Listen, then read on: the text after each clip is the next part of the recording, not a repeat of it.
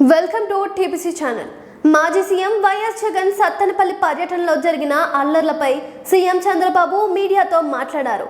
ఓవైపు యోగా జరుగుతుంటే మరోవైపు వైసీపీ పార్టీ వాళ్ళు రఫా అంటున్నారని, చంపండి నరకండి ఎవరైనా అంటారా అని ప్రశ్నించారు. గంజాయి బెట్టింగ్ బ్యాచ్లు రౌడీలకు విగ్రహాలు పెడతారా అని సీఎం చంద్రబాబు ఫైర్ అయ్యారు. ఇరుకుగా ఉన్న స్ట్రీట్స్ లో మీటింగ్లు పెట్టి ప్రజలను ఇబ్బంది పెడతారా? హింసను ప్రోత్సహించి పోలీసులపై నిందలు మోపుతారా? ఏపీలో ఎప్పుడైనా ఇలాంటి పోకడలు చూసారా అని ప్రశ్నించారు. నేరస్తులతో రాజకీయాలు చేయాల్సిన పరిస్థితి వచ్చిందన్నారు.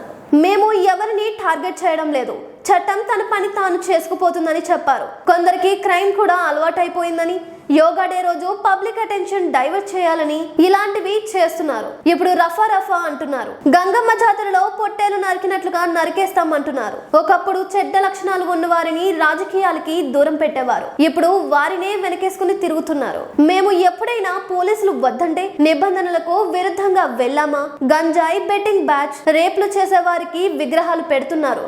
ఏపీలో గంజాయి డ్రగ్స్ లేకుండా ఈగల్ టీం ఏర్పాటు చేశామని సీఎం చంద్రబాబు చెప్పారు. గత జగన్ గవర్నమెంట్ లో ఎన్నో అరాచకాలు జరిగాయి.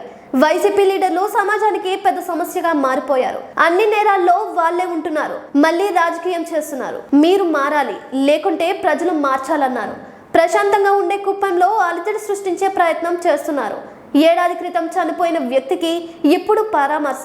వైసీపీ హయాంలోనే నాగమల్లేశ్వరరావు చనిపోయాడు. వైసీపీ నేతల వాహనం ఢీకొని చనిపోతే పట్టించుకోరా అని సీఎం చంద్రబాబు అడిగారు. ఇష్టం వచ్చినట్లు చేస్తే చట్టం ఊరుకోదన్నారు. జగన్ కు సత్తెనపల్లి పర్యటన కోసం 3 కార్లు 100 మంది జనానికి మాత్రమే ఏపీ పోలీసులు అనుమతినిచ్చారు.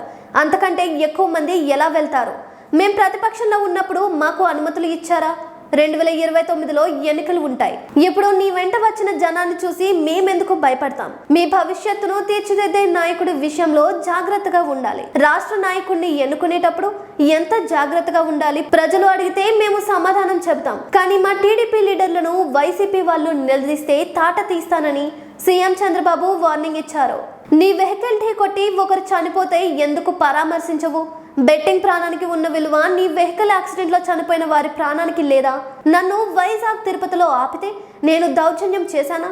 40,000 మందిని పొదలిలో ఎందుకు పోగేశావు? నువ్వు పొగాకు వేలం సెంటర్ కి 40,000 మందిని ఎలా తీసుకెళ్తావు? కుప్పంలో జరిగిన సంఘటనకు నేను సిగ్గుపడుతున్నానని సీఎం చంద్రబాబు చెప్పారు.